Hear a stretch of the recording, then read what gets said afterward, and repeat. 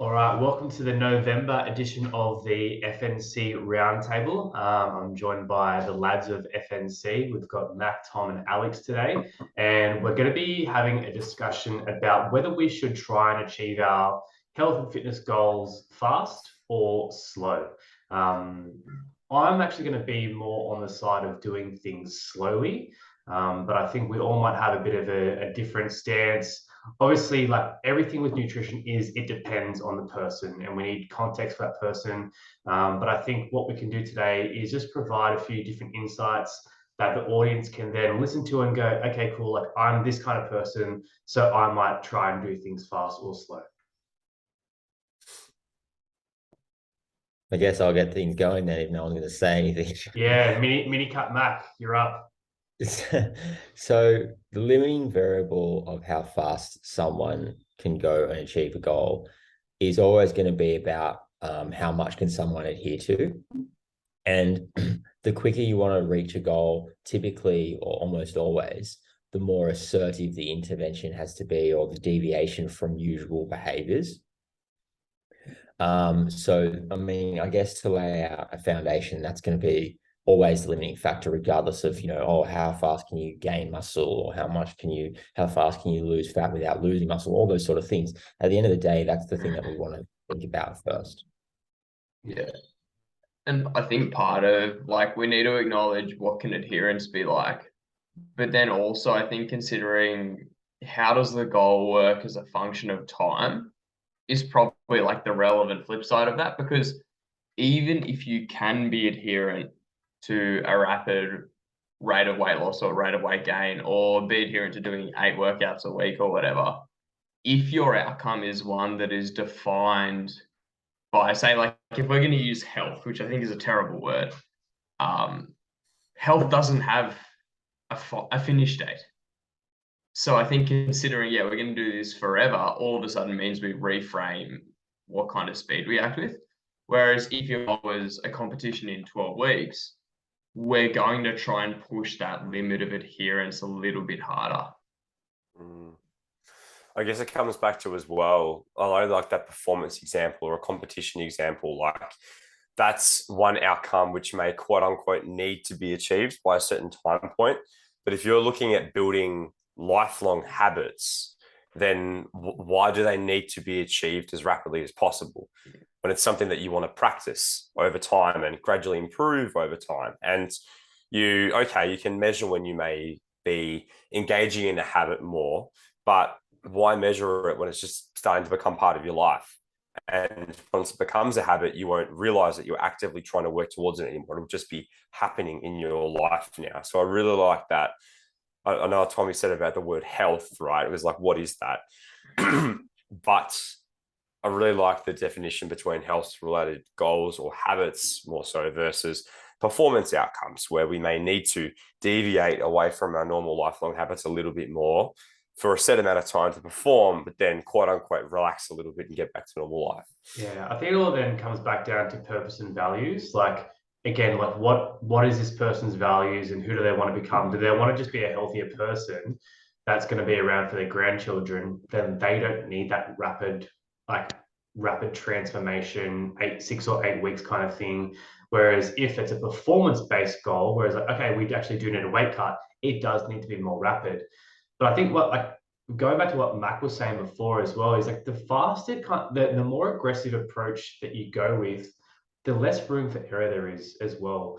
And I think that's the more stress that someone puts on themselves to achieve a certain goal of like, I must do this in 6 weeks or in 8 weeks.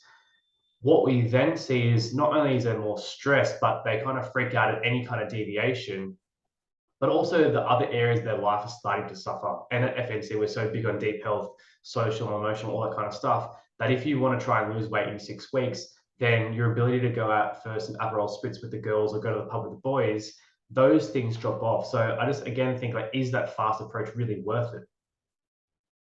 Yeah, I really like these points. So kind of speaking to that a little bit more and what you blokes said before, if you take the more drastic approach, it's going to be more of a deviation from your usual habits.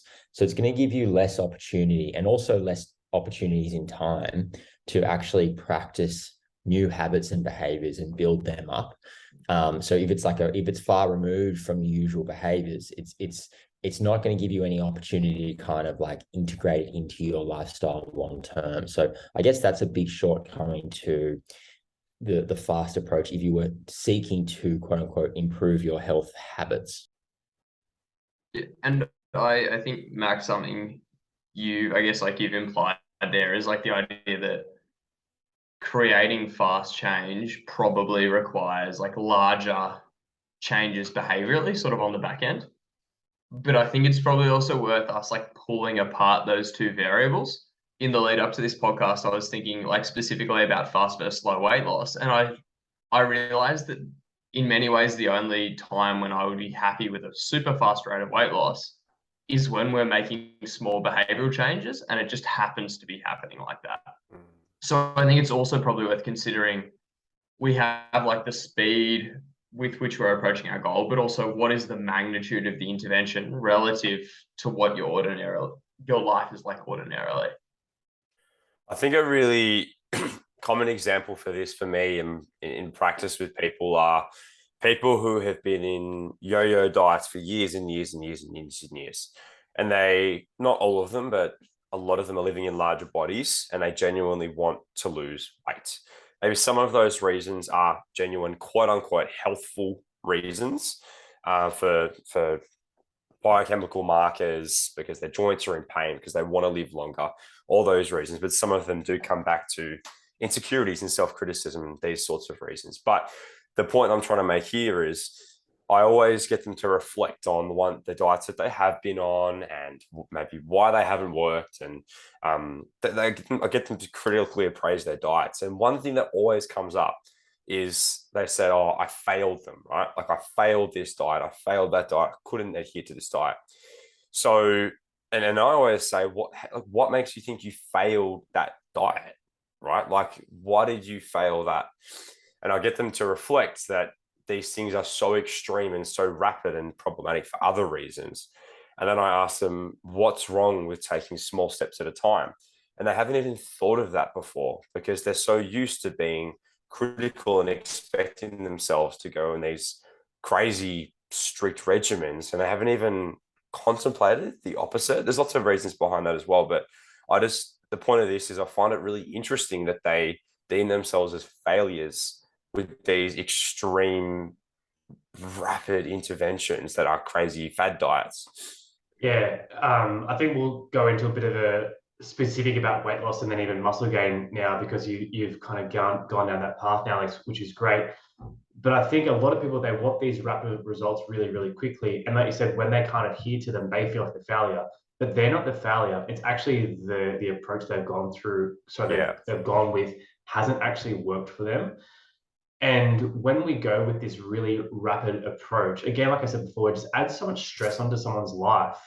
And I just think any deviation that they then feel like a failure.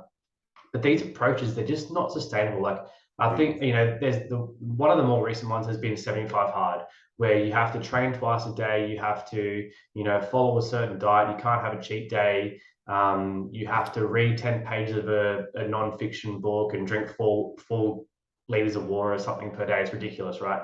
But whenever you slip up on one day, you have to start again, which is completely ridiculous. So it just reinforces this like perfectionism kind of thing, where what we want to try and do is help people just be consistent. But that rapid approach where you put so much stress on achieving a certain goal by a certain time, I just don't think it's really worth it for most people. Yeah, just to commence my discussion here on my topics or points, 75 hard can just go and get fucked straight up. Anyhow, I don't know anyone that's done it. I think I know one person that's done it and they've kind of stuck to some of the things. But most people I know that have done it, even if they've done the 75 days, they can't stick to it afterwards. They've kind of gone back to previous behaviors. The thing is, a lot of the stuff in it is dumb. Like it's not actually going to help you achieve fat loss or get healthier. It's like drink 4 liters. It's like, why 4 liters? Why do I need to place this restriction on myself? How is that going to benefit me? It's just like, it's needless restriction. It's needless benefit. It's a complete waste of time, effort. Tom looks eager. Well, no, because I think part of that and part of why that potentially, I think, like dovetails in a bit with disordered like eating and exercising behaviors is because it gives people so many structured rules. It like completely eliminates the anxiety of having to grapple with your own decision-making process. And like if I draw that across into my own practice, the thing I get the most resistance from people is simplifying an intervention.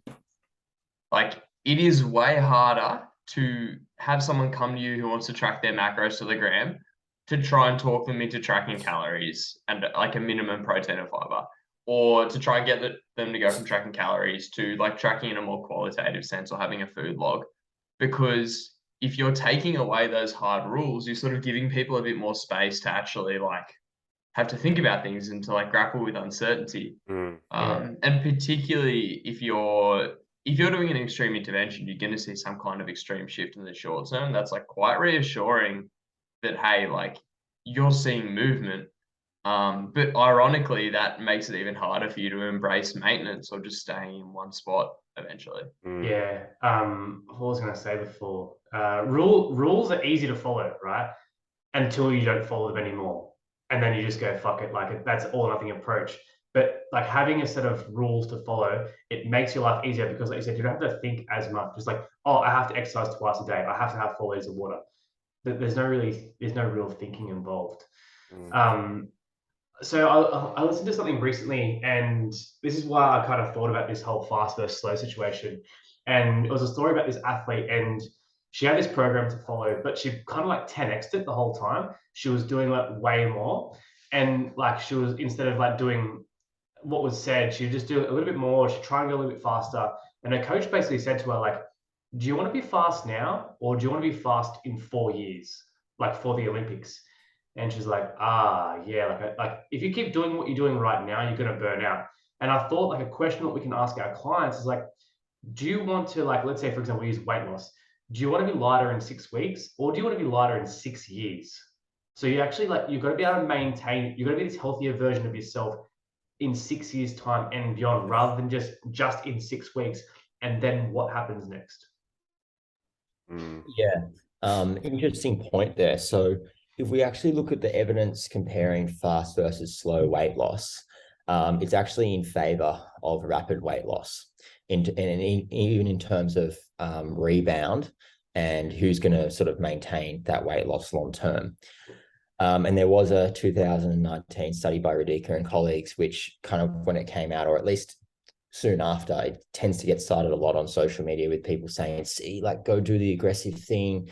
It's all, it's a bit better. You're not going to rebound and all this sort of stuff. And then people will use the rubber band analogy where it's like, well, it's not about how fast you pull the rubber band. It's about how long you pull it. So you can pull it slowly or fast, but it's going to bounce back the same. But there's issues with the evidence or that conclusion. So I actually did a critical review on this for uni last semester, and my conclusion was, at a glance, the evidence appears to suggest there is no greater risk of rebound with fast aggressive diets. However, if you sift into the research a little bit more and appraise it, you'll actually realize there are some pretty hefty shortcomings, or at least reasons why it lacks applicability to most people. So number one, most of the subjects used in these studies were overweight or obese subjects. So athletes, leaner people, or people who are in more of a normal BMI range, just trying to get sort of to that leaner stage. Does it lack applicability to people who are exercising, who are lean and muscular? We don't know. Also, a lot of the interventions for the aggressive groups were like very low calorie diets or meal replacement shakes. So these are like 500 calories a day. This is like a clinical intervention. It's reserved for that sort of setting. Second thing is the follow-up times were short. So I think this is actually the biggest limitation to those research conclusions, in that, they did the fast versus slow intervention, but the follow-up time after the diet was finished didn't give enough time for the rebound to really occur in the fast group. So at the point of follow-up, the fast group, are still lighter than the slow group. But then in some instances, when they did a longer follow-up, the opposite was actually true. And, I think it's a fair hypothesis to say that if there was a follow-up later, then the outcomes would have been flipped on its head. It actually would have been better for the slow group. Also, with the non-aggressive group, there was often the requirement of them to prepare all their meals, whereas the aggressive group just received their meals. So there's an effort cost and adherence type situation, and also buy-in and subject adherence. So it was actually funny because in Purcell and colleagues, which was one of the papers that I reviewed, there was actually a far significant subject dropout in the gradual group, not the rapid group. So this kind of leans into the idea that one of the advantages of rapid fat loss is that you're taking advantage of short-term buy-in. Sorry, Mac, can you, for the sake of us playing at home, can you float some definitions for aggressive weight loss versus slow weight loss? Because I think that definition is basically the thing that matters, right? There's a huge difference between 1% a week being aggressive compared to like 2%. Because I know the VLED literature is, people think it's incredible because it like promises quick weight loss. Yeah, that's a really good point, Thomas, in terms of the definition of fast. And I think there's two ways that it can be defined and there's two ways it has been, or two metrics that have been used to define which group. So it's either the aggressiveness of the calorie deficit or how many calories the subjects are consuming, but then also the weight loss. So in some instances, the groups were split based on how much weight they lost, but there was no universal, this equals fast, this equals slow, this equals aggressive, this doesn't equal aggressive. Like in some instances, the non-aggressive group didn't even involve like a diet, and it was just things like, either nothing or just like nutrition advice, or like just kind of talks or whatever. So yeah, it's all very airy-fairy. And this is the problem with, like, for me, this is a classic example of why, just reading the abstract, and also, or even reading the whole paper, but not actually understanding research well, can result in misleading conclusions. Yeah. Yeah, actually on that, I went to a dinner the other night paid by a pharmaceutical company. So watch out, guys. Ooh, I'm in the pharma. pocket of big pharma. Yeah. But they were pitching 2 drugs for weight loss. And the way they constructed their research, they eliminated non-responders before running their statistical analysis. So they presented this incredibly compelling data set where every single individual in the data set lost 10% weight loss over like 6 months or whatever. And then when you crawl through, it looks like this huge chunk of individuals were just ruled out because they met arbitrary criteria for like being a non-responder. So yeah, I think on what Max said, papers get published on significance. Unfortunately, like as much as we'd like to say, hey, everything's just as publishable. People who have like impressive looking results and significant results have a much better chance of building a career and getting stuff published. So it's also super important to do your diligence reading those papers.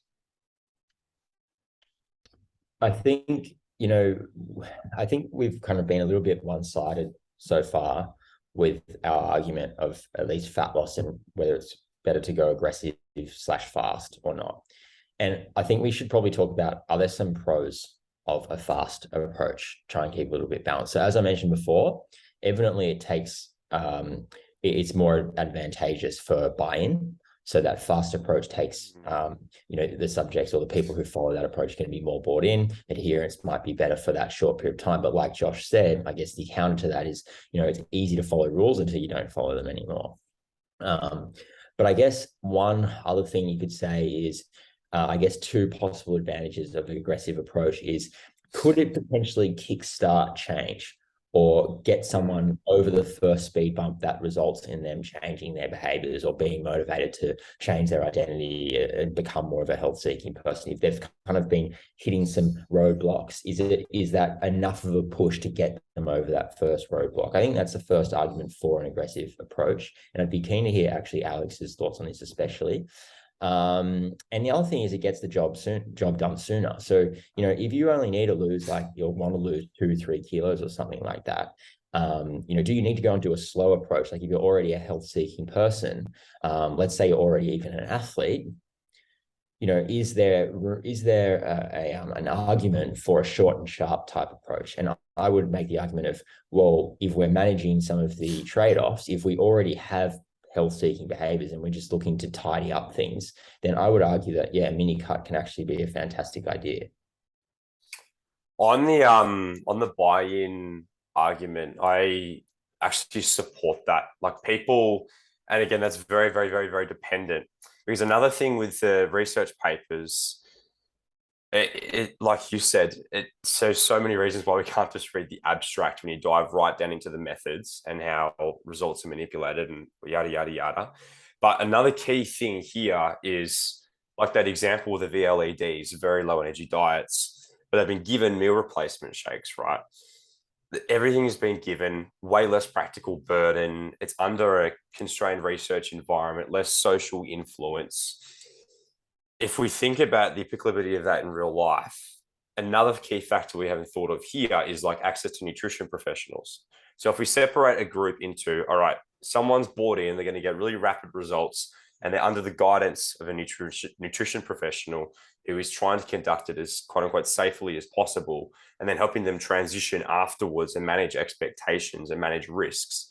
That's very different to someone who's purchased a VLED product online and then they're going to go and engage in rapid weight loss themselves, and they're going to have to deal with any sort of transitions after that in physicality, in eating, in mental health repercussions, or whatever it is. So if it's someone who has been on million diets in the past and have lost a lot of sense of hope and are being very self-critical towards themselves and they're down the dumps, and then they're offered an approach which is going to help them achieve rapid results, that they're being guided by someone who's going to help them transition later on and keep them as safe as possible later on, then I think that's a really great thing. It can boost their hope. It can boost their self-efficacy. Hey, I can do this.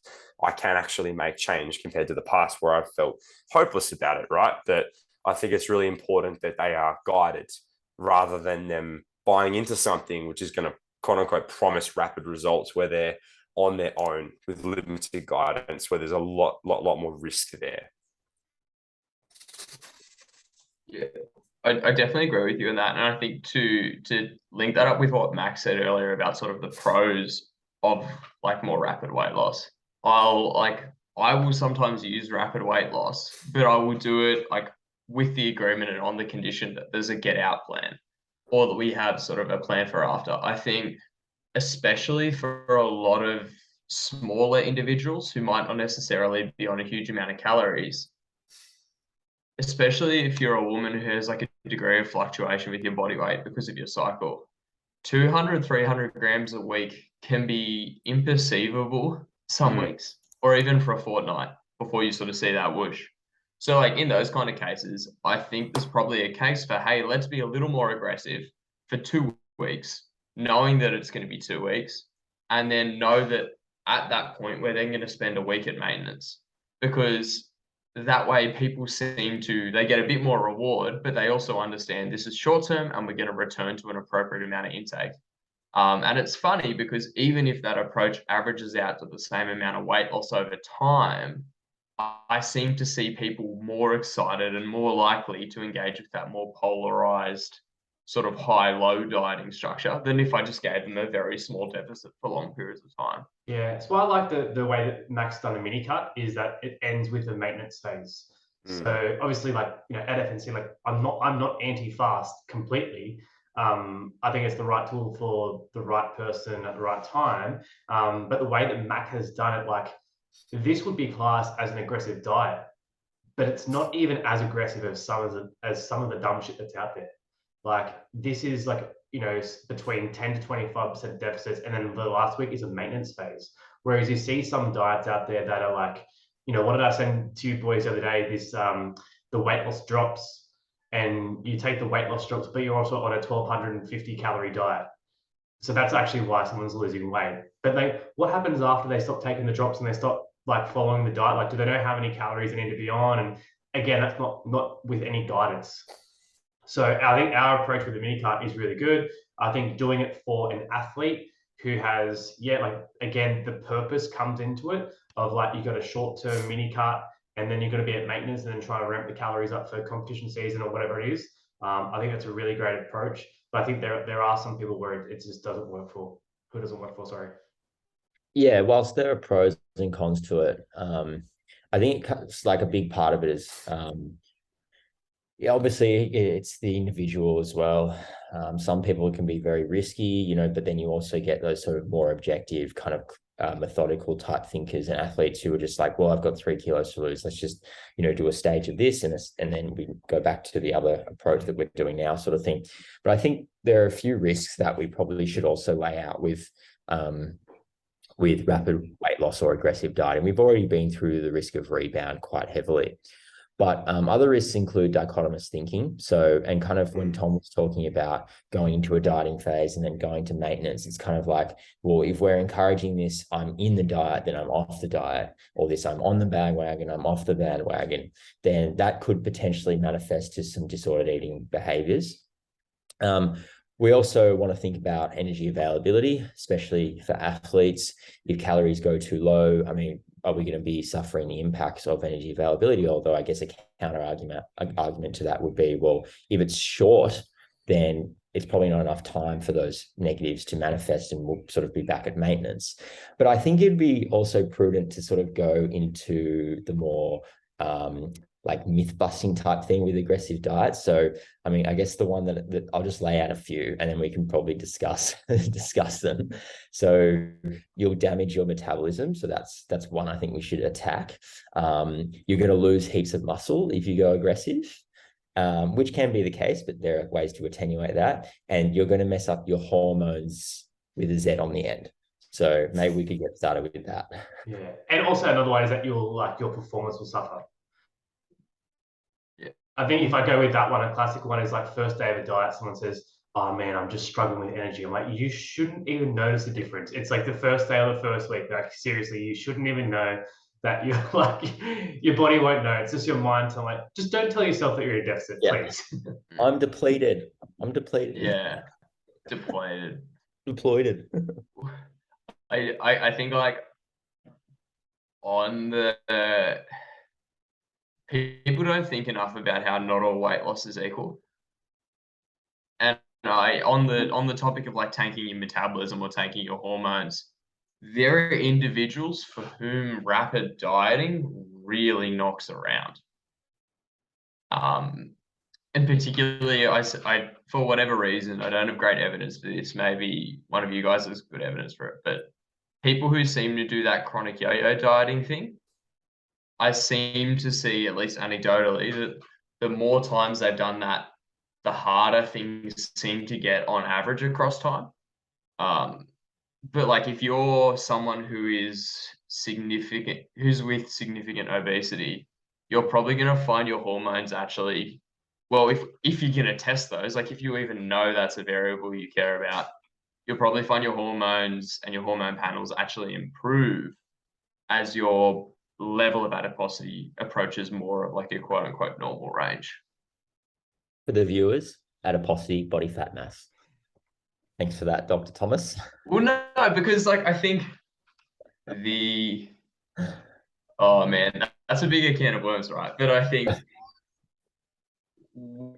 I think talking about things like obesity with like a more, instead of calling people fat way, but in a slightly more like scientific pathological way, is potentially a little less, not offensive, but like lets people engage with it as like a physiology thing instead of being this emotive discussion.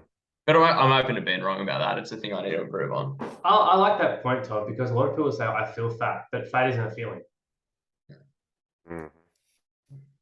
I really like that, looking at it in terms of it's physiological tissue, and then looking at it as physiological pathways. Like if this increases, this may be an outcome. If this decreases, this may be an outcome, rather than, like you said, looking at it as an emotive notion.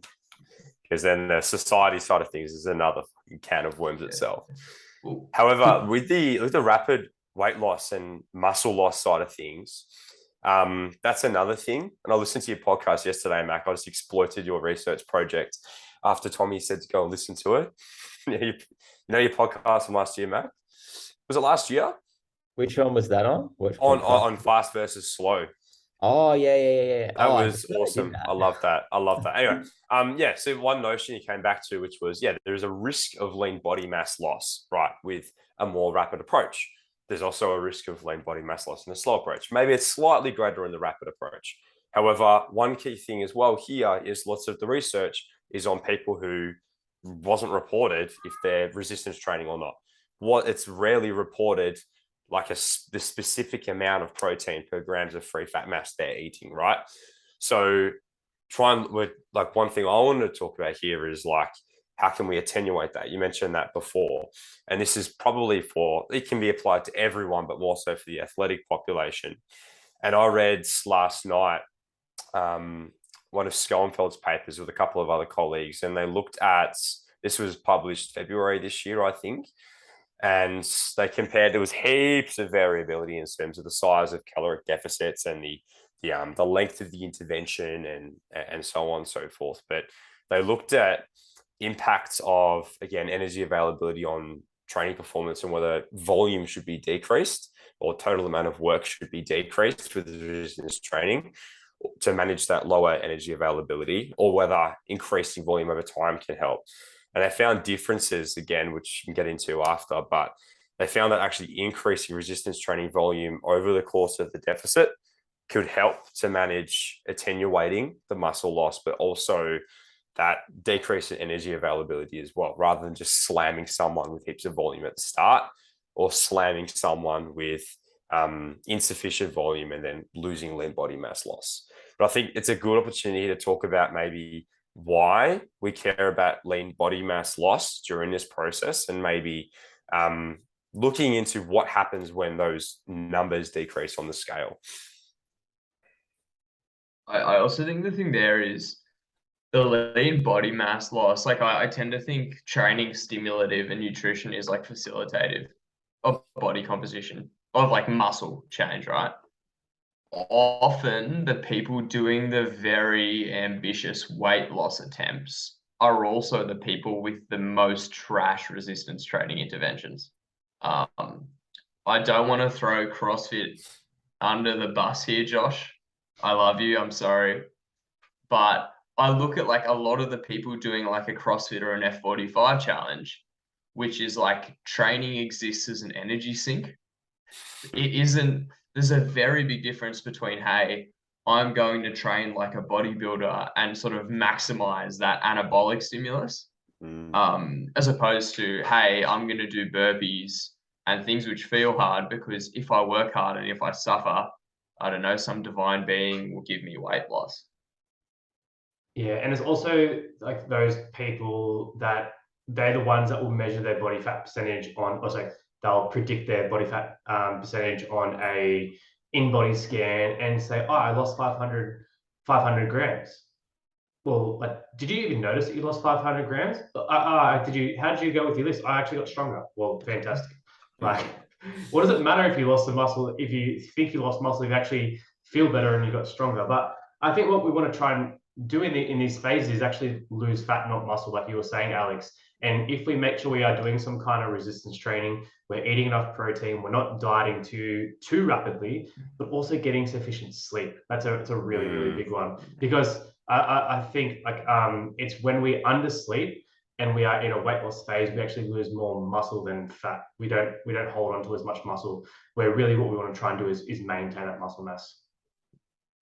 Yeah, so just to kind of echo that, if you're eating sufficient protein, and sufficient, I'm not saying you have to maximize, like eat 4.4 grams per kilo. Yeah, people seem to mega dose protein just in general who are interested in muscle and stuff.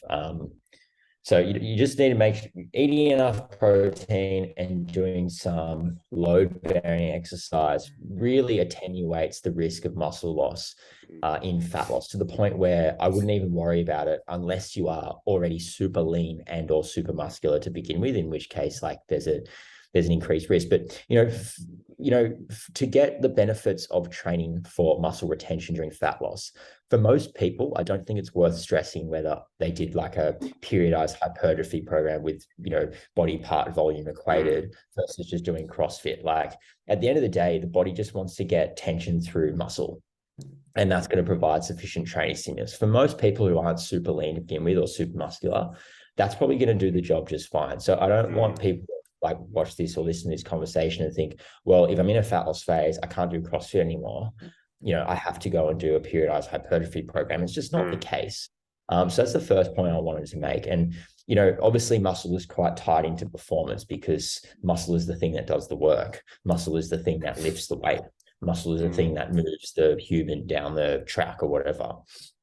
And, indeed, when you are in a dieting phase, you are restricting your calories. There is the potential for performance to decline. Although I think the issue for a lot of people is the psychological side of it. Oh, I'm dieting, therefore I'm going to have a shit session. I'm going to perform. And it's almost like you've convinced yourself that you're going to train or exercise like shit. And then subsequently, that is exactly what happens.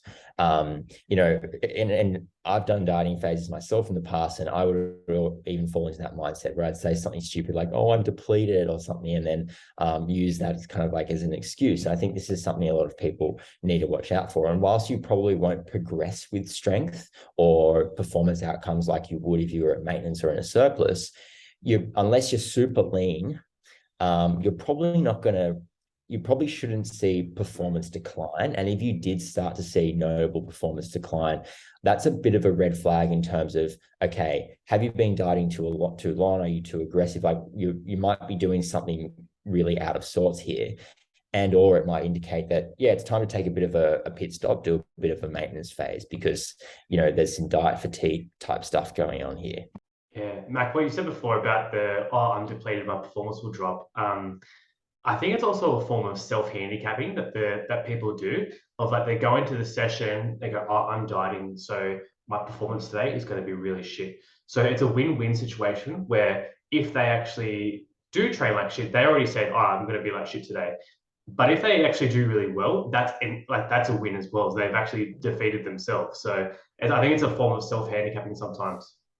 And I think it probably begs the question, like, what do you actually care about? What matters here?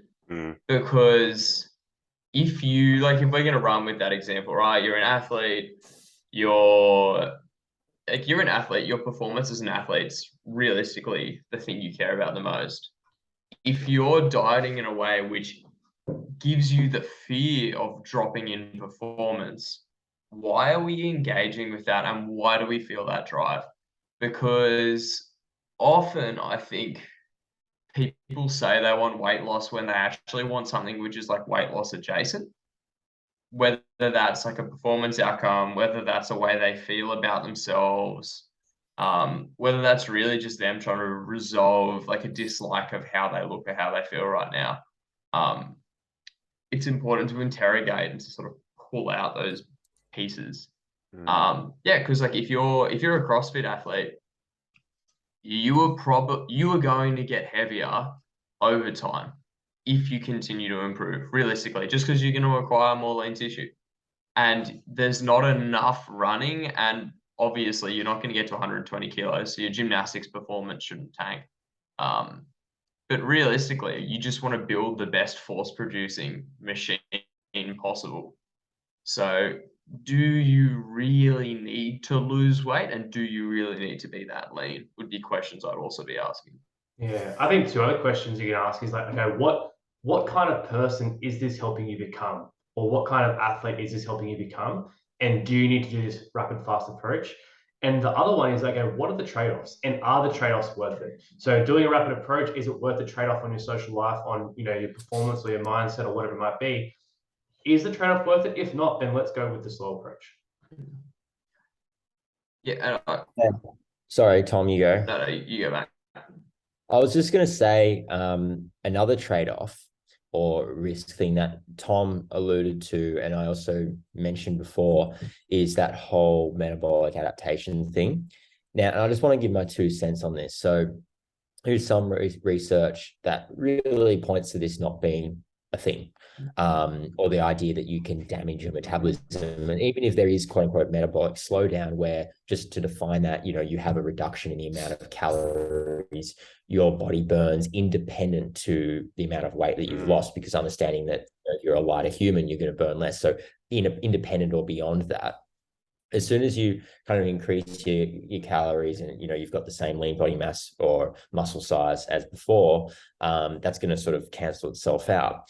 But I do think, like, so to Tom's point, when people yo-yo, we've had that history of doing diets and then going on and off the wagon. Why is it harder for them now to achieve weight loss? Is it because of this like metabolic adaptation thing or metabolic slowdown? Or is it because they've done so many diets? There might be an increase in, food focus. There may be an inability to trust hunger and fullness cues. There may also be, just like this self-imposed barrier. I've tried so many times, it's not going to work, or all or nothing thinking going on. So I think it's a question of, is the reason why these people struggle, is this down to some kind of metabolic / hormonal, my hormones are screwed, whatever type change, or is it due to the things I mentioned before? And I would argue that it's almost certainly not metabolic adaptation or metabolic slowdown or anything physiological related to in that sense. And I just wanted to hear, what do you guys think of that? So I'm in agreement on the most part, in that I think, like, often I'll ask, is it metabolic adaptation or is it diet fatigue? Because I think there's a whole section of the population who have spent their entire adult life and part of their teenage years always being slightly preoccupied with, I have to lose weight. And I think if you're always putting in like a 5 or 6 out of 10 effort to lose weight, you're not going to go anywhere, but you're also going to incur the mental cost that going somewhere would incur. But I think the important caveat to what you spoke about, Mac, is like the I want to say, was it the Ponza? There was a study with the labeled water weight, which came out earlier this year, end of last year, which suggested that the thing which explains change in metabolism as you age isn't actually your age, it's a function of lean mass.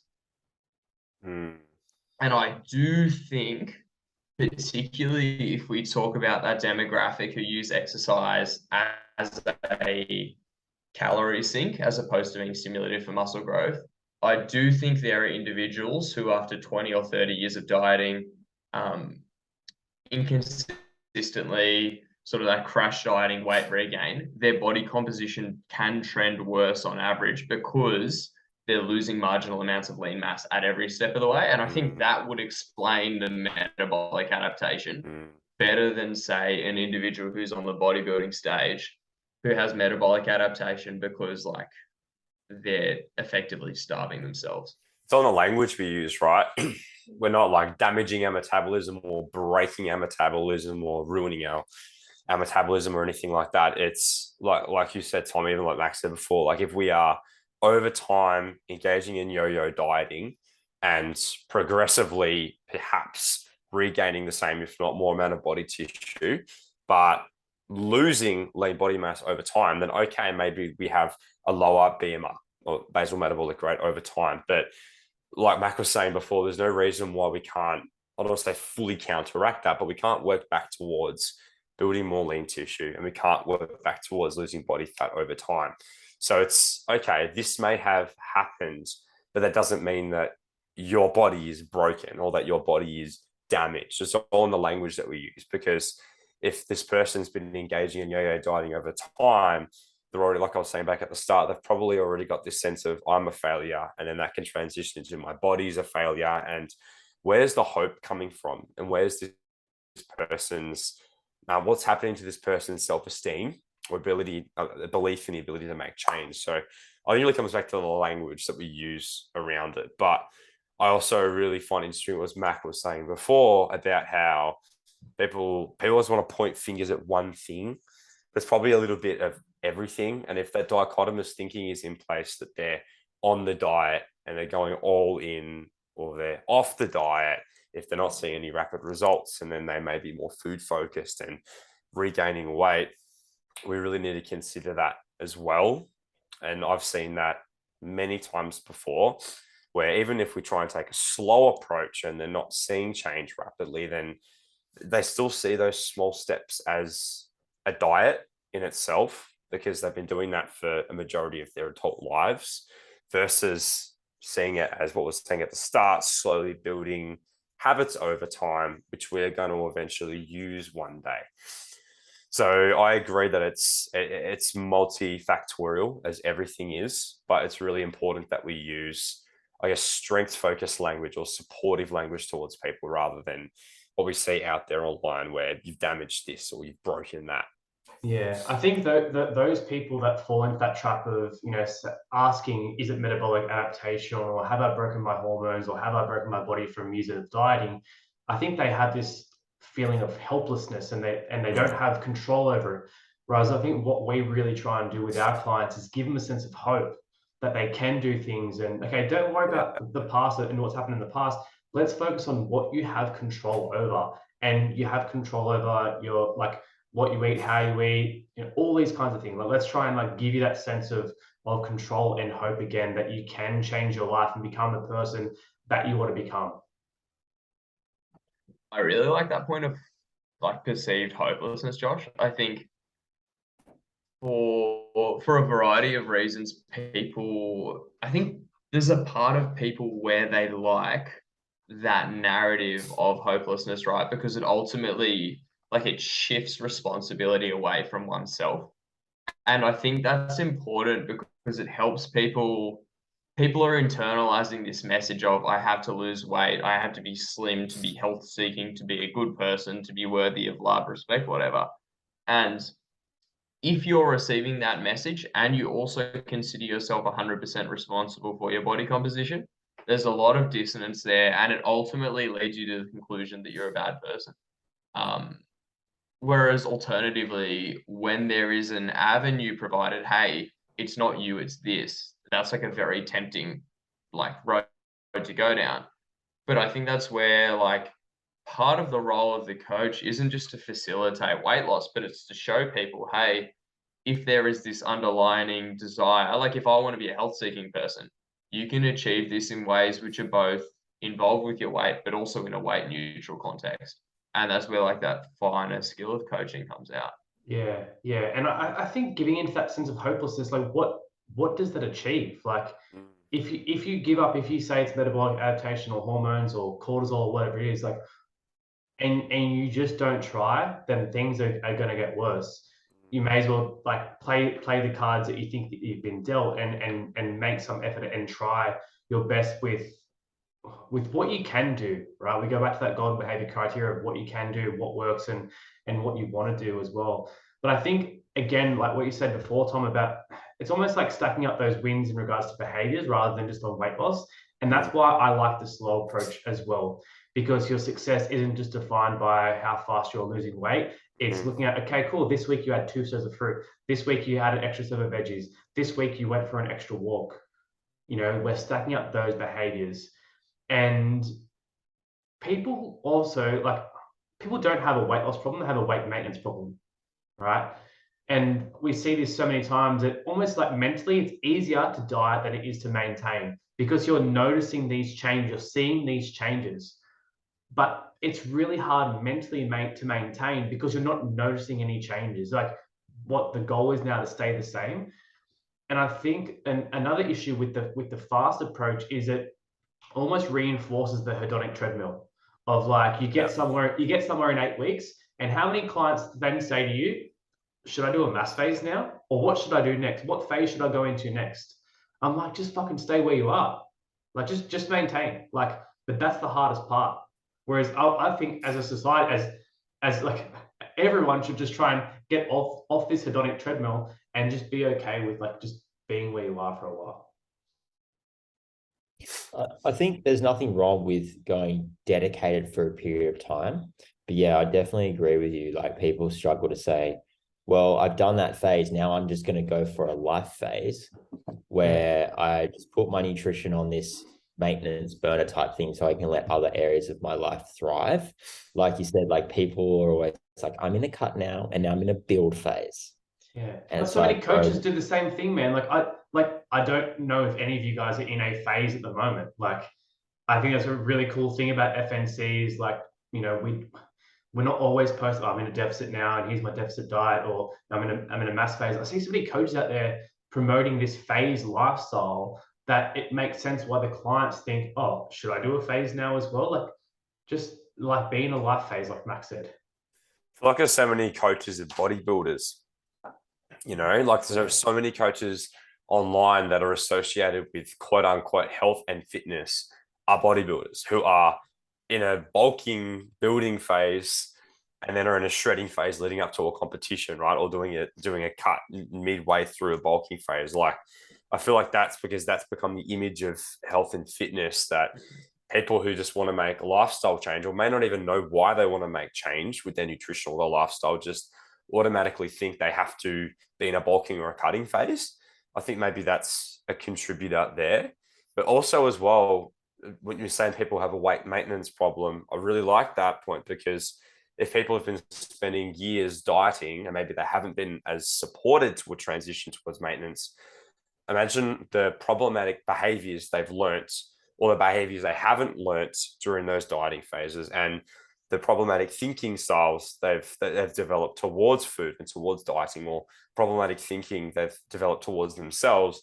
If they carry all of that, I don't know, mess on the walls into a maintenance phase, like, oh my gosh, what now? Like, how do I actually maintain something when I'm used to this? So, I think a big part of that, Alex, is what pulls the trigger to commence the maintenance phase.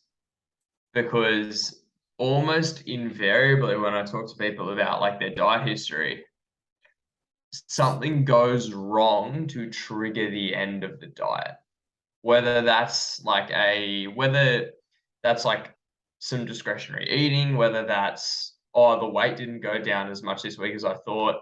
It's very rare that I talk to someone who's had a regain problem where they've decided to finish the diet deliberately with like a well-considered approach and then decided to spend a period of, I don't know, 4 to 12 weeks just doing nothing.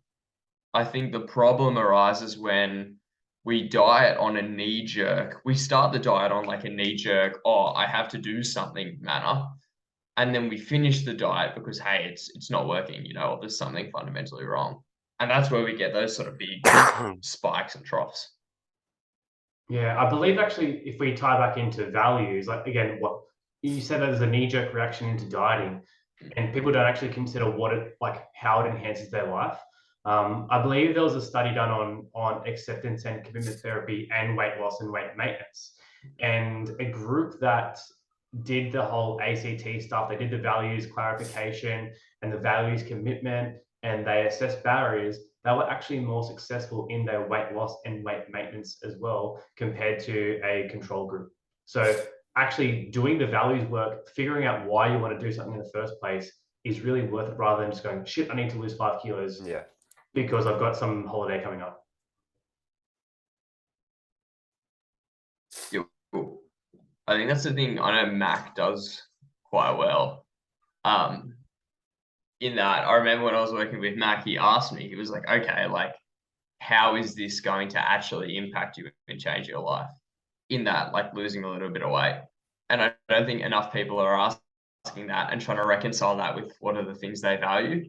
I think instead there's this sort of assumption that I will be happy when, which I think is very problematic, right? Because they get there and they realize, hang on, I'm not happy here. I either need to diet further or I need to do something else to distract myself, instead of understanding, hey, you should probably, work on you. And to use one of your words, Matt, Tom, is weight loss is not a panacea. I was back to that hedonic treadmill. It's like, what next? Or I've lost this much. How much more can I lose? Or I've lost this weight now. So what do I need to achieve next? And it's always the next thing coming. But what the really hard thing is, that we can tell this to people, we can say this to people of like, weight loss will not make you happy, right? But they have to actually experience it before they understand it, because they're not going to listen to us. They're not going to go, Okay, Josh, all right, yeah, you're right. They're going to sit there and go, what the fuck would you know? Like you're just like a light person, you know, you're a healthy person. What do you know? You've never been overweight before. But I'm telling you right now, like, they have to go through it to then realize they're lighter and they go, you're right. You're right. I'm not actually that happy now. I do think it is important we acknowledge the for want of a better phrase, thin privilege with like both this conversation, but like the broader context, right? But also I think we could also probably pull apart a little bit. There's a difference between you're someone who's never exercised, never managed your nutrition. You have a really successful engagement with weight loss. You go from being someone who's with obesity to someone who has a relatively normal BMI, and you learn a bunch of things about yourself on the way. And that's a very productive in adventure with a lot of personal growth. I think there's a huge difference between that context and I'm 5 kilos above having abs, but I feel compelled to try and get leaner. Because I think that we can choose to engage in these things in a way which builds our self-efficacy, or we can choose to engage in these things in a way that reinforces the narrative that we're not enough and will never be enough. What is enough? I don't know. I'm not there yet. When I'm there, I'll sell you my ebook. I think another good thing that we can do as coaches is to highlight, like, you know, I'm really big on the agenda map where you present the behaviors to the clients. Like, here are the things that we can work on. But if they want the rapid result, say, like, here are the things that you need to do to get there. And then if they say, yep, I'm willing to do those things, I'm ready to do those things, I'm able to do those things, then we can do it, right? And if we look at we've kind of used the example of the gen pop or the athlete. The athlete, their values are more on the physical side of things. They can kind of afford to sacrifice the social health, right? Whereas the gen pop, we value more of the social life and all the other areas of their life. The trade-off and sacrifice of those areas probably isn't worth it. But I think if we just present to them and go like, here's what you need to do to get this fast, or you can do this and go a little bit slower, which one would you rather? And then that's really respecting client autonomy as well. Yeah, like people are going to do whatever they want. That's something that we've mentioned here. And if someone wants to do a rapid weight loss diet or whatever, you know, obviously there's a point where, at least for me, I would be like, sorry, you know, I'm going to have to refer you out. Like, this is not safe and whatever. But, you know, even if it might not be the most desirable approach, if it's not necessarily quote unquote unsafe, then sometimes the most safe and productive thing you can do is just support them through that process, and keep them safe. Because like, that's the thing, like they can, like you said, Josh, they can know everything. They can know that the rapid approach isn't for them. They can even draw off previous yo-yo experiences and realize that, okay, so whenever I do something that's pretty aggressive, XYZ happens, you know, fall off the wagon, I don't build any habits that helps me maintain. But despite all this knowledge, they're still going to want to do that rapid approach. And, you know, there's not much you can do about that from a coaching perspective. Like, you can't tell people what to do. No. And on that too, I think that's sometimes I will let people engage with a system that I know will fail. Like, obviously I have a conversation, hey, I don't know if this is the best idea, but you support them, understanding that there will be a day when the wheels fall off on this. And that's a really good opportunity to create a safe space to have the discussion of, okay, how do we improve the way we frame this? Because you can, I think the difference between, like, I want to say FNC and like some macro coach is meeting those like failures to adhere with like compassion and understanding, instead of, why weren't you more disciplined? Like, why didn't you try harder? Why didn't you bring your prepped meal to your mate's 21st? That kind of thing. Yeah, and we're not going to say, I told you so either. Yeah, as I said before, like, clients have to experience things to realize that it's not for them. And those approaches, like you were saying, Tom, like, kind of let them do it safely, because you're there. You're there to catch them when they fall, and then you can debrief, okay, what happened? And, what's a better way to go about this to achieve a similar goal?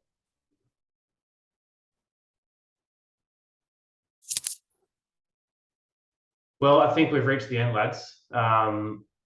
Another great roundtable. I think it all comes back down to like presenting the options to the client, letting them choose, letting them do it safely, and supporting them with whatever their decision is. Showing them, like, almost getting them to weigh out the pros and the cons of each approach. Any closing thoughts?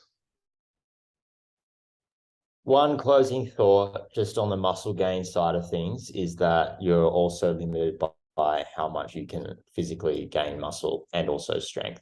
So I know this conversation was centered around fat loss, but I just think it's worth mentioning that whilst a rapid fat loss diet is a thing, a rapid muscle gain phase is not a thing. Like, you're not really going to achieve much muscle growth in 8 weeks. So yeah, it's called a dirty bulk.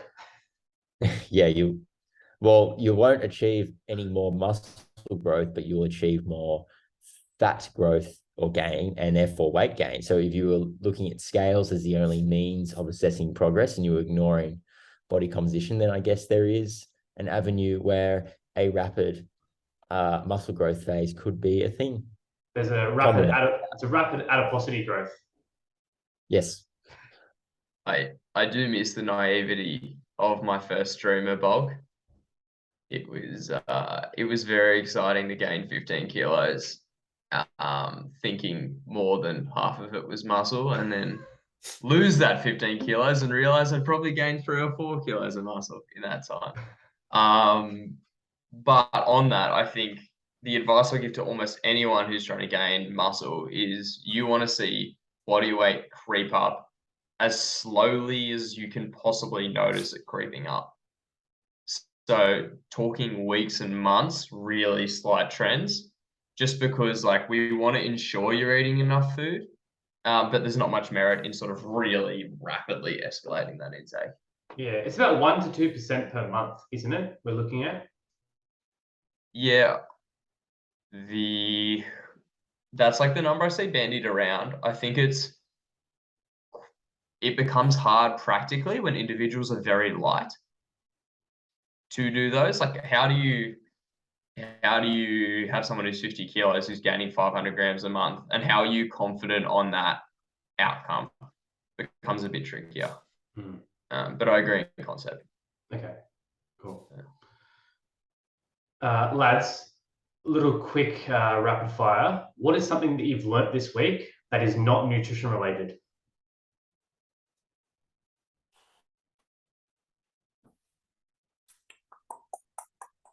I'll go first. When you're like kind of falling asleep and you have that little bit of a jump, or like you're having a nap on the couch and you jump. The technical term for that is called the hypnic jerk. Fun fact. I learnt one last week, and I apologize to the audience, and you three probably already knew this, but there is a grant as a first home buyer to be able to use your superannuation fund. You're allowed to apply for a grant to the government as a first home buyer to use a percentage of your superannuation fund, or to use all of it, or something along those lines. No, I'm not ready to buy a house. I just learned that this week. Okay. Trying to be less. Alex in front of his 4 Ferraris. Yeah. Josh asked before, what's enough? It's 5 Ferraris, Tom. Yeah. And then it's enough. Do you want to go, Mac? Or are you still thinking? I'm still thinking. I'm not sure if I've got anything. Yeah. I'm going to lead with an exceptionally nerdy one. There's a whole bunch of bacteria under the Staphylococcus family. And they're named so because under a microscope, they look like they've got little grapes. Like they look like a collection of grapes. And they're actually named after the Greek god of grapes, Staphylos. So I'm a lot of fun at parties. Yeah. Mac, bring us home. Bring us home, Mac. Yeah, surely. Redeem us. I'm struggling. I can't think of anything. Yeah, I've got nothing. Literally have nothing. That Just I give us think is worth some kind of fun fact.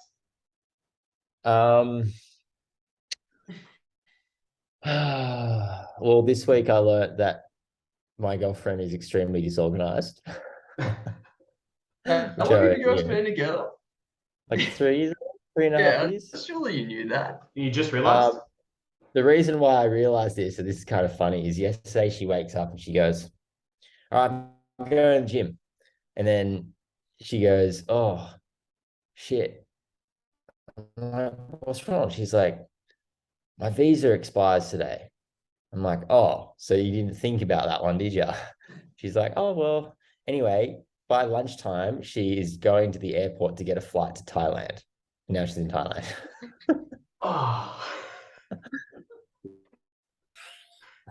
That's literally happened yesterday. So that's I guess something that I relearned. So next Party roundtable, Max buddies. next roundtable, Jess could either be deported or in Indonesian jail. Yeah. Well, I needed to work on my website. So hopefully she doesn't go to jail. Yeah. Just check her boogie board when she comes back, Mac. You don't want to get her in trouble for that one. Yeah. Easy. All right, thanks, lads. Another ripper. If anyone out there who's watching or listening wants to work with any of us, feel free to join the one-on-one coaching waitlist, and we'll get back to you when a position opens up. Thanks, lads. Appreciate it. Thank you. Thank you. Thank you.